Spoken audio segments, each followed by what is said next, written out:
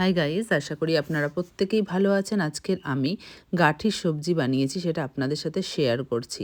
আমি কিছুটা গাঠি নিয়েছি, দুটো আলু এবং 3টে পেঁয়াজ নিয়েছি, তার সাথে দুটো টমেটো নিয়েছি। এবারে আমি গাঠিটাকে ছোট ছোট করে কেটে নেব। গাঠির গায়ে প্রচুর মাটি লাগা থাকে, আপনারা ভালো করে ধুয়ে নেবেন। তার সাথে আমি সেম সাইজের আলুও কেটেছি, দেখুন দুটোই সেম। এবার আমি কিছুটা টমেটো আর পেঁয়াজ লম্বা লম্বা করে কেটে নিয়েছি। আপনারা চাইলে ছোট ছোট করেও কেটে নিতে পারেন। এবারে আমি একটা সাদা প্যানে জিরে আর শুকনো লঙ্কা প্রথমে ফ্রাই করে নেব। তাতে কি হয়, তাতে ঘ্রাণটা খুব ভালো আসে। তারপরে আমি তেলটা দিই। তারপরে তেলের সাথে হালকা ফ্রাই হওয়ার পরে আমি আলু আর গাঠিটাকে দিয়ে দেব।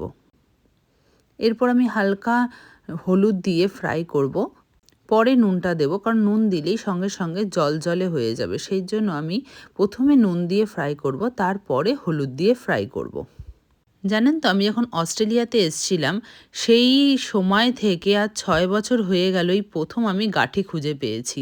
আমার এত ভালো লেগেছিল, যেখানে আমরা নতুন এসেছি এখানেই আমরা একটা ইন্ডিয়ান স্টোরে গিয়ে গাঠি খুঁজে পেয়েছি।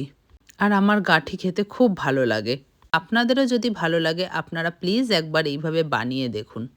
এইবারে গাঠি এবং আলুটা হালকা ব্রাউন কালার হয়ে যাবে ভাজতে ভাজতে, তারপরে আমি একটা পাত্রে তুলে রাখবো। এবারে আমার গাঠি এবং হলুদটা কিছুটা ব্রাউন কালার হয়ে গেছে। এখন আমি সেম প্যানেই পেঁয়াজটা দিয়ে দেব।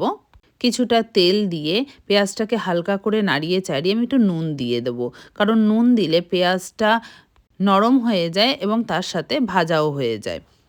এইভাবে নাড়াতে নাড়াতে যখন পেঁয়াজটা গলে যাবে, আপনারা দেখতেই পাবেন যে পেঁয়াজের কালারটা চেঞ্জ হয়ে আসবে। তখন আমি একটু আদা বাটা আর একটু রসুন বাটা দেবো। আমার রসুন বাটাটা দিতে খুব ভালো লাগে, রসুনের ঘ্রাণটা খুব ভালো লাগে। কিন্তু যখন আমি পেঁয়াজ আদা রসুনটাকে একসাথে ফ্রাই করি, তখন রসুন আর আদার গন্ধটা একদমই থাকে না, কিন্তু টেস্টটা খুবই ভালো হয়। এইবারে আপনারা এর চেঞ্জটা দেখতে পাবেন। দেখুন ঠিক এই রকম যখন হয়ে যাবে তখন আমি টমেটোটা দেব। টমেটোটা ভালো করে মিশিয়ে নিয়ে এবারে আমি মশলাগুলো দিয়ে দেবো। লঙ্কার গুঁড়ো, জিরের গুঁড়ো, ধনের গুঁড়ো এবং কাশ্মীরি রেড চিলি পাউডার আমি দিয়েছি।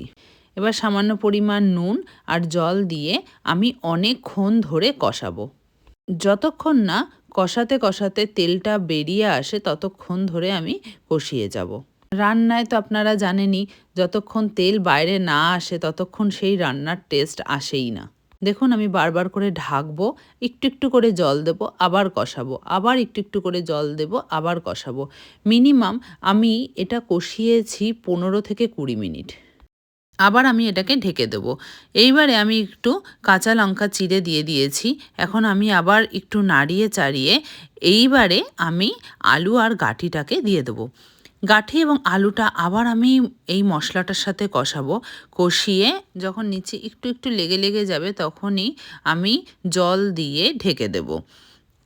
মাঝে মাঝে আপনারা খুলে খুলে দেখবেন যে গাঠি এবং আলু দুটোই সেদ্ধ হয়েছে কিনা।